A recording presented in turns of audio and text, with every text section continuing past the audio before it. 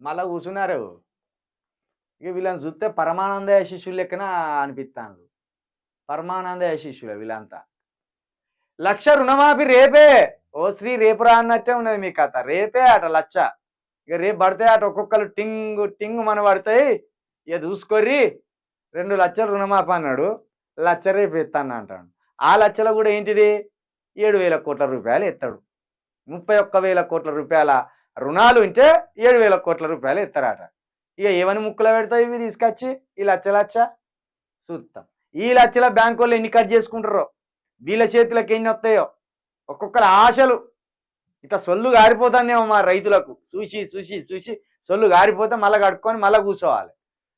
తొలి విడతగా 1,00,000 వరకు రుణాలకు వర్తింపు ముఖ్యమంత్రి రేవంత్ రెడ్డి ప్రకటన. ఇక సాలుగా తీయగా నువ్వు చెప్పిన కథ బాగానే ఉన్నది. అయ్యో గీడనే మనం చెప్పింది రాసుకొచ్చిందా. రేపు రైతుల ఖాతాల్లోకి 6,800 కోట్లు, ఇంకా 200 కోట్లు తగ్గించింది మనం చెప్పిన దానికంటే. మనం ఏమన్నా 7,000 కోట్లు పడచ్చు.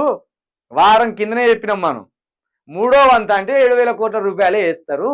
31,000 కోట్లు అన్నారుగా, అలా మూడో వంత అంటే 7,000 కోట్ల రూపాయలే. అవి ఎత్తారంటే ఆఖరికి 6,800 కోట్ల రూపాయలే ఎత్తాను. 7,000 కోట్లు కూడా ఎత్తలేదు. 11.5 లక్షల మంది ఖాతాలో జమ. 11 లక్షలేనాట. అంటే మొత్తం 70 లక్షల మంది ఎంతో ఉన్నారు. అంటే 60 లక్షల మందికి పంగనామాలు పెట్టిండు సారు రేవంత్ అయ్య.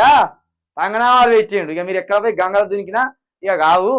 ఇప్పుడు ఈ 11 లక్షల మందికి వేసిండ్లా. ఇక రోజు ఏం చెప్తారు తెలుసా, రుణమాఫీ చేసిన ప్రభుత్వం, రైతు కన్నీళ్ళు తూర్చిన ప్రభుత్వం. ఇక ఓటింగ్లు పెడతారు. హైదరాబాద్ మొత్తం ఓటింగ్లు పెడతారు. ఎంత వేసినావురా అంటే చెప్పాడు. రైతు రుణమాఫీ చేసినాం. ఏం చేసిండ్రు, 70-80 లక్షల మంది రైతులు ఉన్నారా, 20 లక్షల మందికి రైతు భరోసా వేసిండ్రు. రైతు భరోసా అనే పథకం పేరుతోటి రైతు బంధు వేసిండు. మళ్ళా తెలివిగా 5,000 రూపాయలు అక్కడింత వేసుకుంటూ వచ్చింది. రైతు భరోసా వేసినాం అంటాను. ఇంకా 70 లక్షల మందికి ఏనేయలే. 80 లక్షల మంది ఉంటే 20 లక్షల మందికి వేసిండ్రు. ఇంకా 60 లక్షల మందికి ఎగబెట్టిండ్రు. కదా రైతు భరోసా వేసినాం అని చెప్పుకుంటాను ఇప్పుడు వాళ్ళు.